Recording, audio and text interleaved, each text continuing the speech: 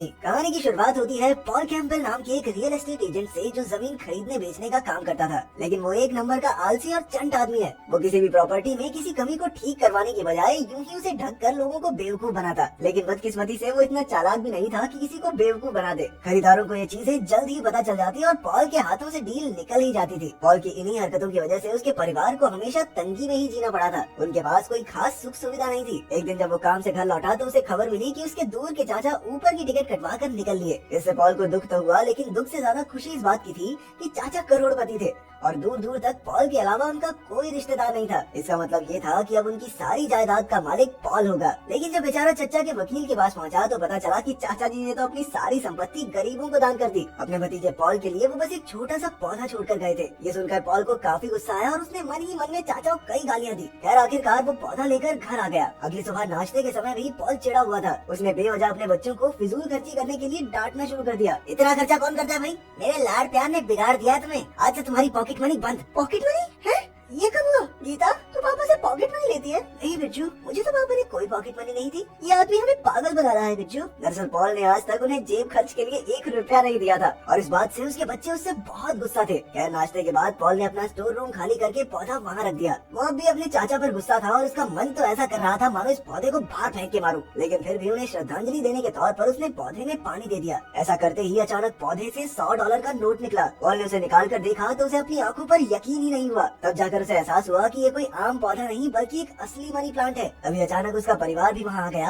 लेकिन उन्हें इस पौधे के बारे में बताने के बजाय उसने बात बदल कर उन्हें वापस भेज दिया। वो नहीं चाहता था कि उसके परिवार को इस मनी प्लांट की भनक भी लगे। अगले दिन जब पॉल काम से घर लौटा तो वो तुरंत स्टोर में ये देखने पहुंचा कि पौधे ने और पैसे दिए या नहीं। पौधे को देखते ही उसकी आंखें खुली की खुली रह गई। उसके जादुई पत्तों से हजारों डॉलर झड़ रहे थे और इसी तरह पॉल ने वहाँ से पैसे निकालना शुरू कर दिया। उधर उसके परिवार वाले इस बात से बिल्कुल अनजान थे। फिर एक दिन टिम नाम का एक बूढ़ा आदमी उसके घर आया। वो खुद को उसके चाचा का दोस्त बता रहा था। उसने पॉल से अपनी एनजीओ के लिए थोड़ा दान मांगा और पॉल भी काफी अच्छे मूड में था, इसलिए उसने टिम को $1000 का चेक दे दिया। ये देखकर उसके परिवार वालों को तो अपनी आंखों पर यकीन ही नहीं हुआ। टिम के जाने के बाद उन्होंने पॉल से पूछा कि आखिर उसके पास इतने पैसे आए कहाँ से। लेकिन सब कुछ सच बताने के बजाय उसने फिर से झूठ कह दिया कि आजकल तो मैं प्रॉपर्टी बेच रहा हूँ, खरीदारों की तो लाइन लगी पड़ी है। इसी तरह कुछ ही दिनों में पॉल पैसे तोड़कर अमीर हो गया। उसने डिजाइनर कपड़े पहनने शुरू कर दिए और आखिरकार गीता और बिरजू को भी उनकी पॉकेट मनी मिल ही गई। इससे पूरे घर का माहौल भी धीरे धीरे बेहतर हो रहा था। इसके बाद हमने देखा कि पॉल अब बिल्कुल बदल चुका है। उसे पैसों की कोई परवाह नहीं थी और अब तो वो बस पैसे उड़ाने के बहाने ढूंढता रहता था। एक दिन उसने सबसे महंगी घास काटने की मशीन खरीदी। हालांकि उसके घर में इतना बड़ा बगीचा तो था भी नहीं। फिर एक सुबह उसके साथ काम करने वाले दोस्त जैक ने उसकी पुरानी गाड़ी का मजाक उड़ाया तो पॉल ने गुस्से में आकर तुरंत एक स्पोर्ट्स कार खरीद ली। लेकिन गड़बड़ ये हो गई कि उसने गाड़ी का सारा पैसा कैश दिया, जिसे देखकर कार डीलर को उस पर शक हो गया। उसे लगा कि पॉल जरूर कुछ गैर कानूनी काम करता होगा,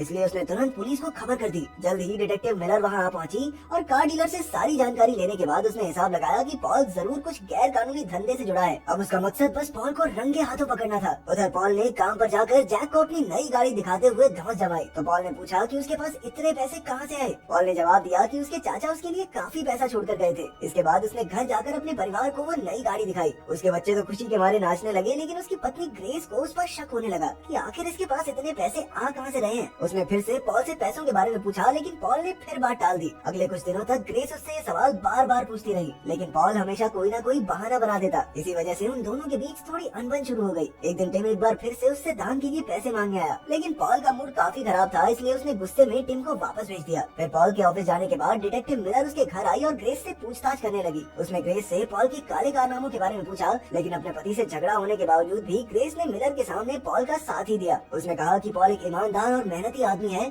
जिसने जिंदगी में कभी कोई गैर कानूनी काम नहीं किया। डिटेक्टिव मिलर समझ गई कि उसे पॉल के परिवार से कोई मदद नहीं मिलने वाली, इसलिए अब उसने मामला अपने हाथ में लेने का फैसला किया। फिर उसने पॉल के बारे में काफी छानबीन की तो उसे पता चला कि पॉल ने पिछले महीने एक भी सेल नहीं की। ये सुनकर मिलर का विश्वास और पक्का हो गया कि पॉल जरूर कोई गलत काम करता है। उधर पॉल भी अपनी पत्नी के बार बार सवाल पूछने की वजह से परेशान रहने लगा था। ग्रेस ये जानना चाहती थी कि आखिर उसके पति के पास पैसे कहाँ से आ रहे हैं। इस बात पर पॉल की चुप्पी ने ग्रेस को भी उसकी ईमानदारी पर शक करने के लिए मजबूर कर दिया था। और तो और अब पौधे ने भी पैसे देना बंद कर दिया, जिससे पॉल काफी परेशान हो गया। गया। उसे लगा कि जरूर पौधे को किसी ने नजर लगा दी। उसने उन सभी लोगों को पैसे दिए जिनसे उसने बुरा बर्ताव किया था। वो टिम के ऑफिस गया और उसे भी काफी पैसे दान में दिए। वो दान पुण्य सिर्फ इसलिए कर रहा था ताकि भगवान की कृपा बरसे और पौधा फिर से और पैसे देने लगे। उसे देखकर टिम ने कहा कि पॉल को अपने पैसे उन लोगों में बांटने चाहिए जिन्हें पैसों की सच में जरूरत है। इससे पॉल को अंदरूनी खुशी महसूस होगी। पॉल को ये बात सही लगी और फिर वो कुछ और पैसे टिम की टेबल पर रखकर वहाँ से चला गया। लेकिन कुछ ही मिनटों बाद डिटेक्टिव मिलर वहाँ आ गई और उसने टिम की टेबल पर पड़े लाखों डॉलर्स देख लिए। उसे लगा कि टिम भी पॉल का ही साथी है और दोनों मिलकर ड्रग्स बेचने का काम करते हैं। उधर रात को पॉल ने स्टोर रूम में जाकर पौधे को जगाने की लाख कोशिशें की। यहाँ तक कि वो तो पौधे को बाइबल पढ़कर सुनाने लगा ताकि भगवान उसकी मदद करे, लेकिन ऐसा कुछ नहीं हुआ। फिर अगली सुबह जब पॉल ने कॉफी खरीदी तो उसे एक गरीब आदमी दिखाई दिया और क्योंकि पॉल अपने पौधे को जगाने के लिए दान पुण्य कर रहा था तो उसने उस गरीब आदमी को $100 दे दिए। लेकिन उसके जाने के बाद डिटेक्टिव मिलर वहाँ आ गई और गरीब आदमी के हाथ में पैसे देखकर उसे लगा कि ये भी जरूर पॉल के साथ मिला होगा। उसने तुरंत उस बेचारे गरीब आदमी को गिरफ्तार कर लिया। उधर पॉल ने आज अपने बेटे से वादा किया था कि वो साथ मिलकर फुटबॉल मैच देखेंगे, लेकिन वो अब तक घर लौटा ही नहीं। ग्रेस ने उसे काफी बार फोन किया लेकिन पॉल ने फोन उठाया ही नहीं। आखिरकार ग्रेस अपनी बेटी कैरी के साथ पॉल की फैक्ट्री में उसे ढूंढने गई, लेकिन वो जगह तो एकदम खाली थी। जैसे ही कैरी एक अंधेरे कमरे में घुसी तो अचानक वो एक गड्ढे में गिर गई जो कपड़े से ढका हुआ था। असल में पॉल ने ही इस गड्ढे को ठीक कराने के बजाय उसे कपड़े से ढक दिया था और आज उसकी बेटी को ही इस चालाकी का खामियाजा भुगतना पड़ा। फिर उसे हॉस्पिटल ले जाया गया क्योंकि उसके हाथ की हड्डी टूट गई थी। जैक को पॉल की इस लापरवाही पर बहुत गुस्सा आया क्योंकि उसने कई बार पॉल से उसे ठीक करवाने को कहा था। बाद में पॉल को भी अपनी गलती का एहसास हुआ और वो ग्रेस के सामने रोने लगा। उसने पूरी जिंदगी ऐसे ही चालाकी करके काम चोरी की थी और शायद इसी वजह से उसके परिवार को तंगी में जीना पड़ा। आखिरकार ग्रेस ने उसे माफ कर दिया और एक नई शुरुआत करने को कहा। फिर वो लोग कैरी को घर ले आए और सबने सुख की सांस ली। अब पॉल को एहसास हो चुका था कि अपने परिवार से बढ़कर उसके लिए कुछ भी नहीं है। उसने अपनी पत्नी और बच्चों से वादा किया कि अब वो दिल लगाकर काम करेगा और वो कभी तंगी में नहीं जिएंगे। लेकिन अगले ही दिन डिटेक्टिव मिलर ने आकर उसे गिरफ्तार कर लिया। जब वो जेल में गया तो वहाँ उस गरीब आदमी को देखकर वो हैरान रह गया और तो और टिम भी वहीं मौजूद था। आखिरकार उसने सच्चाई का खुलासा किया। वो पहले से ही मनी प्लांट के बारे में सब कुछ जानता था। असल में उसे ही ये पौधा सबसे पहले मिला था,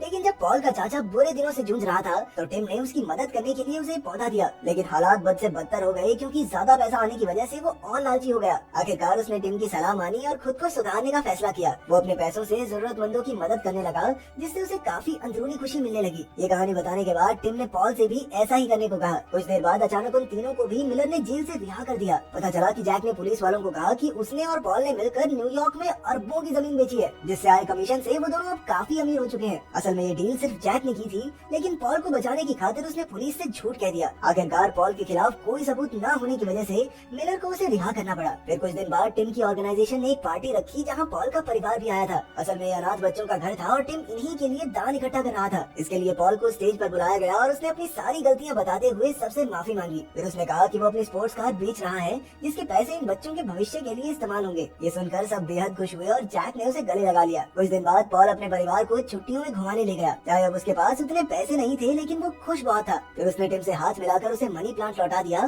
क्योंकि अब उसे जिंदगी की असल कीमत समझ में आ गई थी। इसके बाद वो खुशी खुशी अपने परिवार के साथ घूमने चला गया। अगर वीडियो पसंद आई तो लाइक कर देना, चैनल को सब्सक्राइब कर देना। मिलते हैं अगली वीडियो में।